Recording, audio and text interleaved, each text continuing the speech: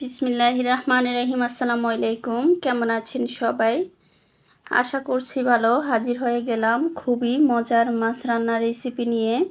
এখানে আমি কয়েক রকমের মাছ নিয়েছি, আর এই মাছটা পুকুর থেকে তোলা।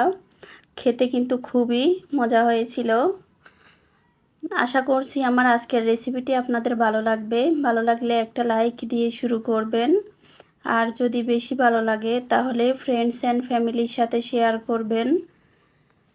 চলেন দেখে নেই কিভাবে রান্না করছি। প্রথমে আমি মাছটাকে ভেজে নিব। মাছের মধ্যে আমি হলুদ, লবণ, মরিচ মেখে রেখেছি। এখন চুলায় একটা ফ্রাই প্যান বসিয়ে গরম করে দিয়েছি পরিমাণ মতো তেল। তেলটা গরম হয়ে গেলে দিয়ে দিব মাছ।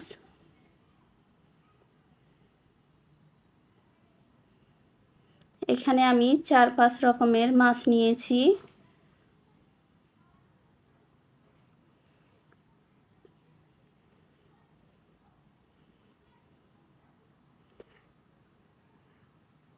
মাছগুলোকে আমি উল্টে নিব। এই তো উল্টে নিয়েছি, একটু ভালোভাবে ভেজে নিব।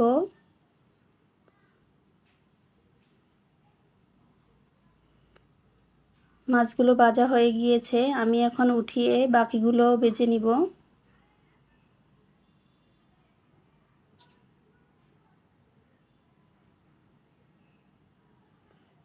এই তো আমি সবগুলো উঠিয়ে নিয়েছি, এখন বাকিগুলো দিয়ে দিচ্ছি।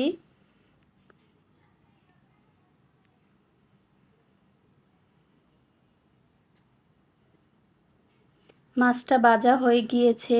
মাছ ভাজির যে তেলটা ছিল সেটা আমি ফ্রাই প্যানে দিয়ে দিয়েছি।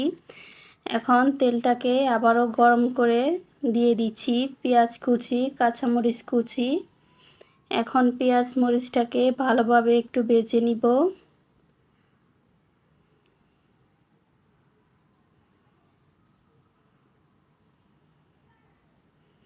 একটু সময় নিয়ে আমি পেঁয়াজগুলোকে ভেজে নিচ্ছি।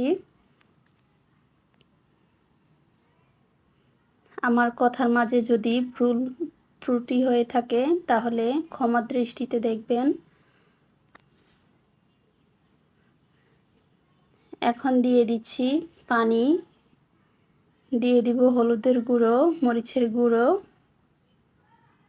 স্বাদ মতো লবণ, রসুন বাটা। এই রান্নাটা খুবই কম মশলায় করব। এখন মশলাগুলোকে আমি ভালোভাবে নেড়েচেড়ে কিছুক্ষণ কষিয়ে নিয়েছি।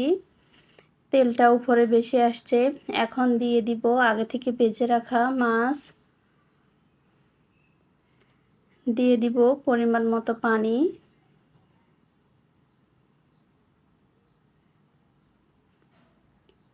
পানিটা দিয়ে আলতো করে নেড়ে নিব। এখন ঢাকনা দিয়ে কিছুক্ষণ রান্না করে নিব। এই তো কিছুক্ষণ রান্না করে নিয়েছি। এখন মাছগুলোকে একটু আলতো করে উল্টে নিচ্ছি।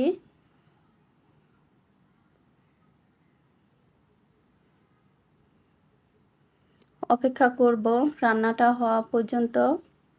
আমার রান্নাটা প্রায় হয়ে গিয়েছে, ঝোলটা আর একটু কমিয়ে নিব।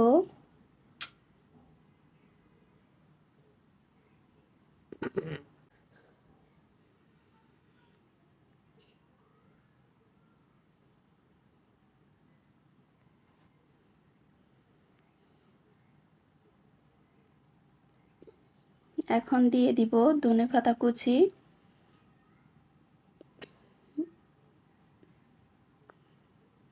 আবারও আলতো করে নেড়ে নিচ্ছি। এতক্ষণ যারা ধৈর্য নিয়ে আমার ভিডিওটি দেখেছেন অথচ লাইক দিতে ভুলে গিয়েছেন, প্লিজ একটা লাইক দিয়ে দিবেন।